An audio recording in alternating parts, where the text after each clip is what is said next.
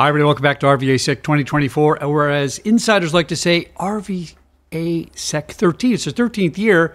This year is at the Marriott Richmond, June 4th to the 5th, 2024. My next guest, Mr. Luke McOmie. He's with Bastion.net. Welcome, Luke. Yeah. Thanks for having me, Chuck. How are you? I'm doing well. Good to see you again. Give me your little parenthetical title there, AKA Pyro. Tell me what that means. I'm intrigued by that.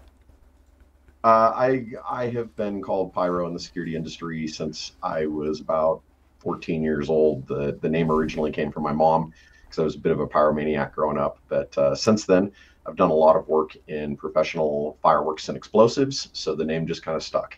Oh, that's very cool. Very, very cool. Now, also cool is this lecture you're giving in RVAsec, Apples to Apples, Security Industry Secrets. I love this title. As you know, I started in physical security. I was always a disruptor, right? You know what, guys? What you think that guard's going to do is not what the guard's going to do, right? And wasn't helpful to my career, I must say. But, somebody needs to say the truth about this kind of stuff. Tell us what this lecture is about and what drove you to give this speech? Sure. I've worked in the security industry in offensive security since like 1994. I've been part of many different security services, businesses, and practices. Some where the security service side of the business was the primary part of the business. Others where we were just a small part of the larger company. But the lessons that I've learned over those years really have pointed out to me just how different each individual organization or company is when they go to scope this work out or to try to sell these efforts to people. And where I started coming up with the idea of the speech was that I had a call with a customer who had asked us to do a pen test, and we sent them over the scope of work, and they looked at the scope and they said, this is drastically more expensive than any of the other providers that we're talking to.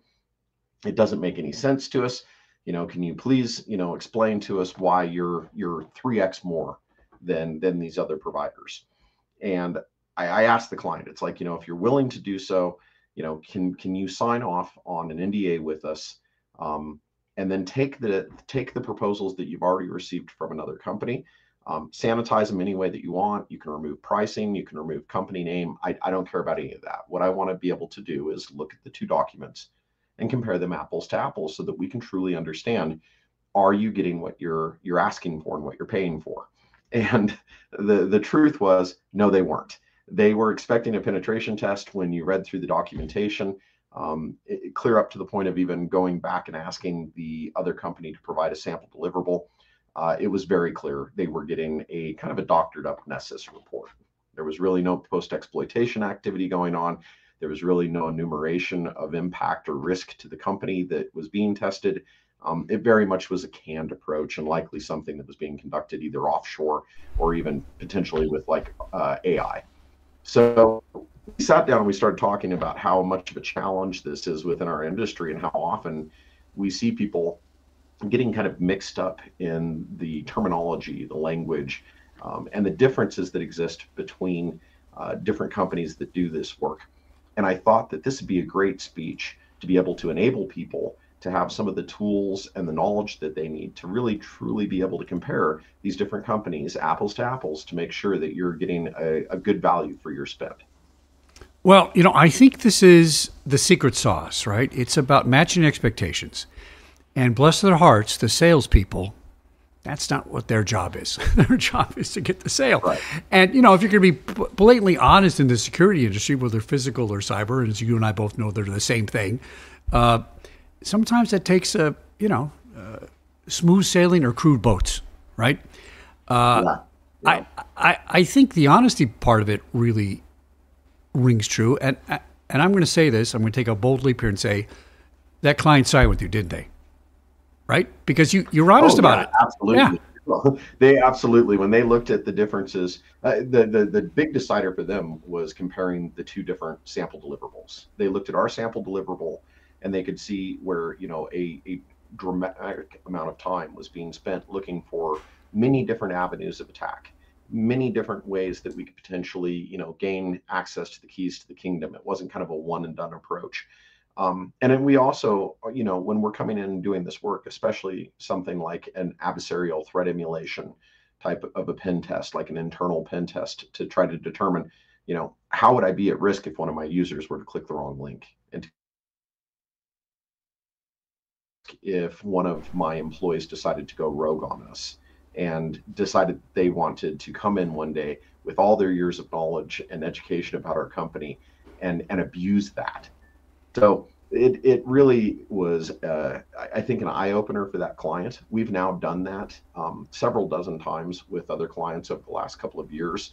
And I feel good about it, because in the end, the customer is walking away with a clear, concise understanding of what they're getting for their spend, as well as us being able to ensure that we're delivering value and bringing the information and the detail that they need in order to take next positive steps to remediate and get themselves in a better security posture.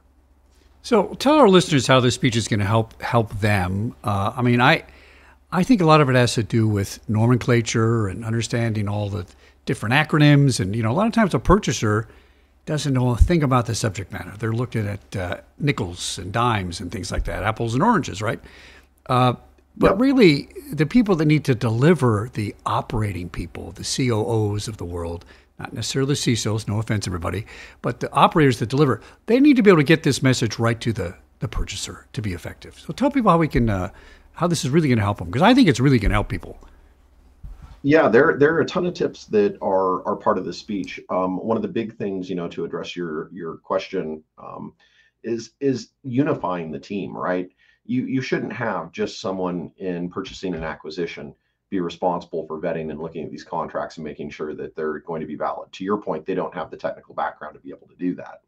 At the same time, we can't have the champion or the person that's out there with the signature authority be the one that be's the be-all end-all decision as to if it's the right people to go, because they don't have the experience in the field or potentially know the day-to-day operation that's requiring this type of stuff to get done, right? So I always tell different companies, it's like, involve somebody from your GRC, involve somebody from your technical leadership and management, and then involve people who are the operations folks that are the ones that are feet on the ground, hands on the keyboards, doing this work day over day. If you get them involved in the scoping, the bidding process, identifying the goals and the requirements that exist around the project that you're going out to bid and buy, then you're going to have a much better chance of being able to get what you're looking for. Oh, at minimum, I would say this is disruptive. At maximum, it could be highly disruptive. It might piss off a few people in the business, right? How do you think the industry is going to? How do you think the industry is going to receive that? We all know it's true, by the way. It's not like you're not making anything up, right? You're talking out of school, but you're dead on.